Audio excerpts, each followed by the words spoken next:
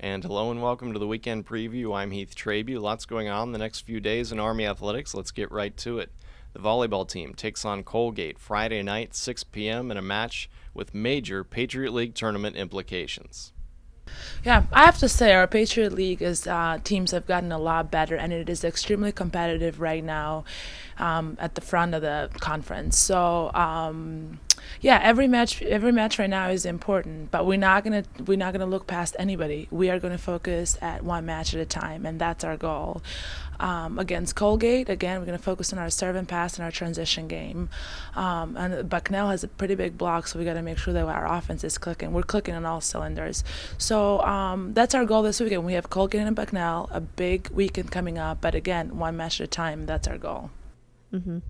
Yeah, right now, like towards the end of the season, it seems like every team is stepping their game up. There's not a bad team in our league, and we haven't ruled anyone out. So this last push, there's very little room for error, but we definitely accept the pressure and accept the challenge, and we're ready for Colgate.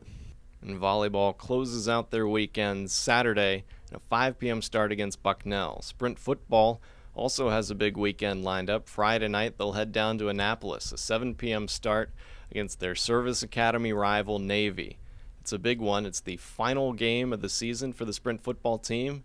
League title on the line, as well as that Army-Navy star match. Yeah, this is what we wanted.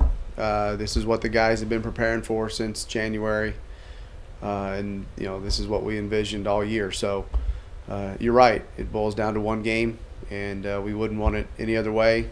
Army-Navy, it's classic, as you all know, and we look forward to the game on Friday. It's a big game, star game, CSFL championship.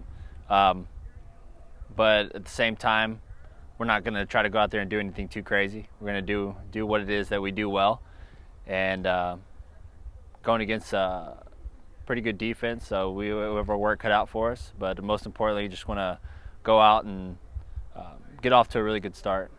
And part of that fast start needs to come from the Army defense, which this season is allowing less than 10 points per game. But this Friday, we'll see their toughest test yet. You look at Pat Franco, and Pat Franco, he earned his spot through the kickoff team, and this kid just drilled people last year on the kickoff team. And then I think that kind of just set the tone, for what we wanted to do this year. And his play has really upped everybody else's play, and I think we just kind of feed off each other, whether it's Pat going back there having a big sack, or Steckler filling a gap, or whomever on the D-line making a big hit. That just kind of sets the tone, so right off the bat, we need one of those, and then everyone just kind of feeds off it, and from then on, that's just how the pace of the game goes. Then Saturday, the Army football team takes on their Service Academy rival Air Force. That's a noon kickoff from Michie Stadium. Coach Ellerson scouts the Falcons. They do a few more things on offense. They don't maybe invest quite as much time as we do into the true triple stuff, but defensively, we're quite a bit different in terms of our orientations, but we're playing with similar-looking guys.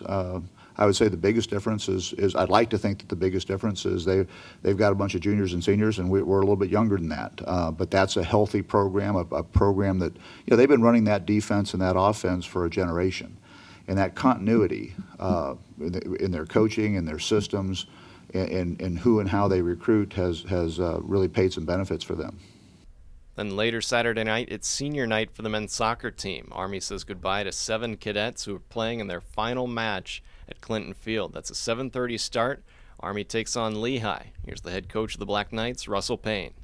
Yeah, it goes fast. It's a special group of kids. They, this group of guys were here when I was hired 3 years ago. They were just finishing up their freshman year. Great group of guys, some fantastic leaders in that group. Two of our senior captains, Mitch Johnson and Josh Coprey, have done a fantastic job to note.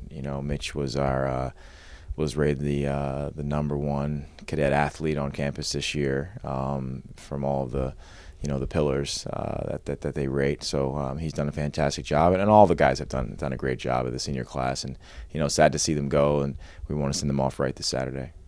The men's golf team closes out their fall season. They'll head down to North Carolina to take part in the Hummingbird Invite. That's Saturday and Sunday. Also in action Saturday and Sunday, the Army Rifle Team takes on Navy, Air Force, and the Coast Guard Academy. That's in Colorado Springs, Colorado.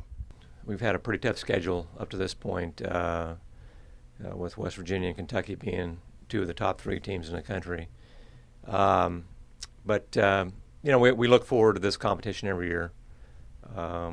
It's the only time we get to see Air Force, Coast Guard, and of course we have a head-to-head with Navy in the winter part of our schedule. But we've sort of set a trend there with it. We expect to win that competition.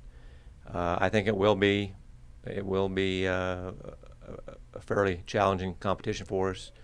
Both Navy and Air Force have had good recruiting classes, and they're starting to make progress. So it won't be a walkover by any means. I think we'll have to earn it. And closing out the weekend's activities, the Army wrestling team heads to Buffalo. That's a 10 a.m. start Sunday morning. Remember, you can stay up to date with all your favorite Army teams by visiting GoArmySports.com or following the Black Knights on Twitter at Army Athletics. That wraps up this weekend preview. Remember to check back on Night Vision on Monday, where Rich DeMarco has the West Point Sports Flash. For Night Vision, I'm Heath Trabue.